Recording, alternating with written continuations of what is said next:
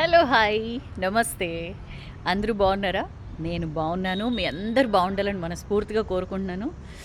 ఈ చలికాలంలో లేలేత కిరణాలు మీద పడుతుంటే ఎంత హాయిగా ఉంటుందో కదా! మేకప్‌లో కాబట్టి ఇంత ధైర్యంగా నిలబడ్డా. లేకపోతే ట్యాన్ అని, అదని, ఇదని ప్లస్ చిన్న స్కిన్ ఇష్యూ కూడా వచ్చింది. అందుకని చెప్పి ఎండంటే మరీ భయపడాల్సొస్తుంది. ఎనీవేస్ సరే ఎండ, స్కిన్ ఇవన్నీ మాట్లాడుకున్నాం కాబట్టి అందం అంటే ఏంటి మీ ఉద్దేశంలో?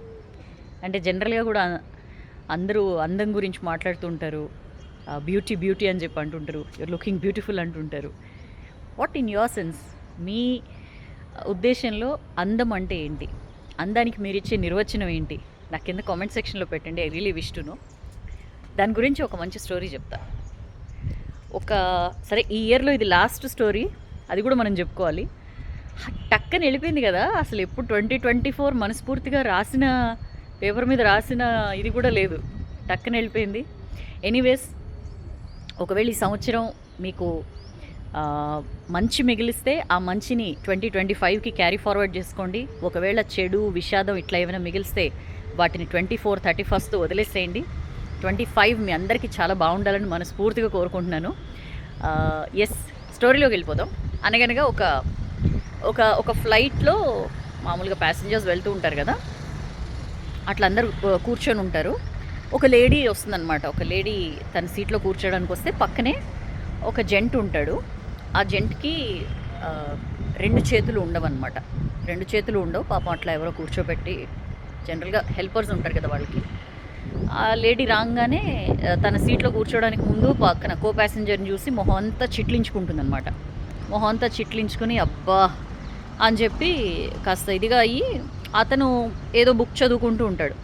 గమనించడు ఆమె ఎక్స్ప్రెషన్ని, దాన్ని.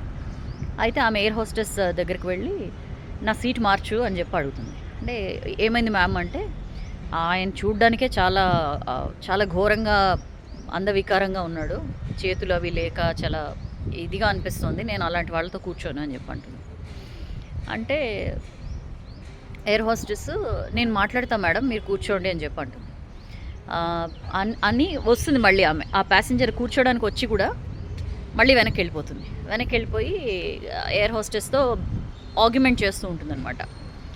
ఎట్లా కూర్చుంటాము, కనీసం మనం ఇంతసేపు జర్నీ చేయాలంటే పక్కన ఎలాంటి వాళ్ళు ఉన్నారో కూడా ఇంపార్టెంటే కదా. ఇలాంటి వాళ్ళతో కలిసి నేను అన్ని గంటలు ఎట్లా సమ్ ఫారిన్ కంట్రీకి వెళ్తూ ఉంటుంది, ఇన్ని గంటలు నేను ఎట్లా ప్రయాణం చేస్తాను, అది ఇది అని చెప్పి అంటూ ఉంటుందన్నమాట. పాప ఎయిర్ హోస్టెస్ సర్ది చెప్పే ప్రయత్నం చేస్తుంటుంది, బట్ అయినా అవ్వదు. ఈ లోపల బుక్లో నిమగ్నమై ఉన్న అతను పాపం వింటాడనమాట. ఏం జరుగుతుందో విని ఎయిర్ హోస్టెస్ని నా వల్ల ఇబ్బంది పడుతోంది ఆవిడ, అర్థమైంది నాకు, నా సీట్ మార్పించండి పర్వాలేదు అని చెప్పి అంటాడనమాట చాలా వినయంగా. సరే కూర్చో, ఒక్క నిమిషం ఆగండి, నేను ఇష్యూ సెటరేట్ చేస్తానని ఎయిర్ హోస్టెస్ వెళ్తుంది. లోపలికి వెళ్ళి క్యాప్టెన్ అండ్ అదర్ క్రూ ఉంటారు కదా, వీళ్ళందరితో మాట్లాడి వస్తుందన్నమాట. వచ్చి ఆ లేడీ ప్యాసింజర్తో అంటుంది, నా కెరియర్లో నేను ఇప్పటిదాకా ఒక 10 years నుంచి జాబ్ చేస్తున్నాను. బట్ నా కెరియర్లోనే అలాట్ అయిన సీట్ కాకుండా ఆ సీట్ నుంచి బిజినెస్ క్లాస్కి ఒక ప్యాసింజర్ని షిఫ్ట్ చేసిన సందర్భాలు అసలు నేను ఇప్పటిదాకా అయితే చూడలేదు. మేబీ జరుగుండొచ్చు కొన్ని సిచ్యుయేషన్స్లో, బట్ నేనైతే చూడలేదు. ఫస్ట్ టైం నా కెరియర్లో చూస్తున్నాను ఇక్కడి నుంచి బిజినెస్ క్లాస్కి ప్యాసింజర్ని మార్చడం, సీట్ని మార్చడం అని చెప్పంటే ఈ లేడీ అసలు తనకి తానే చాలా అసలు గాల్లో తేలినట్టుంది అని చెప్పి ఫీల్ అయిపోతుంటుంది. ఆహా, ఎకానమీ క్లాస్ నుంచి అదే టికెట్ కాస్ట్కి నేను చక్కగా బిజినెస్ క్లాస్కి వెళ్ళబోతున్నానే అని చెప్పి అని ఊహించుకుంటూ ఉంటుంది. ఇంతలోకే ఆమె కొంచెం జరగండి మ్యామ్ అని చెప్పి వేరొక హెల్పర్ని తీసుకొచ్చి, ఆయన ఎవరైతే అక్కడ కూర్చొని ఉన్నాడో ఈ చేతులు లేవని చెప్పి అన్నాం కదా, అతన్ని తీసుకుని బిజినెస్ క్లాస్కి తీసుకెళ్తారనమాట. అంతే, ఈ లేడీకి మొత్తం అంతా ఎక్కడైతే ఉందో అక్కడి నుంచి ఢమాలని కింద పడుతుంది, పటాపంచలు అయిపోతుంది అనమాట విజయ గర్వం అంతా. అతను వెళ్తూ ఉంటే అతను వాళ్ళతో మాట్లాడుతూ అంటాడనమాట, నేను ఆర్మీలో వర్క్ చేశాను. మేము అక్కడ రాత్రింబవళ్ళు కష్టపడతాము దేశాన్ని, దేశ ప్రజల్ని కాపాడడం కోసం. ఆ ఒక సందర్భంలో ఒక ఫైట్లో, ఒక వార్లో నేను నా 2 చేతులు కోల్పోయాను.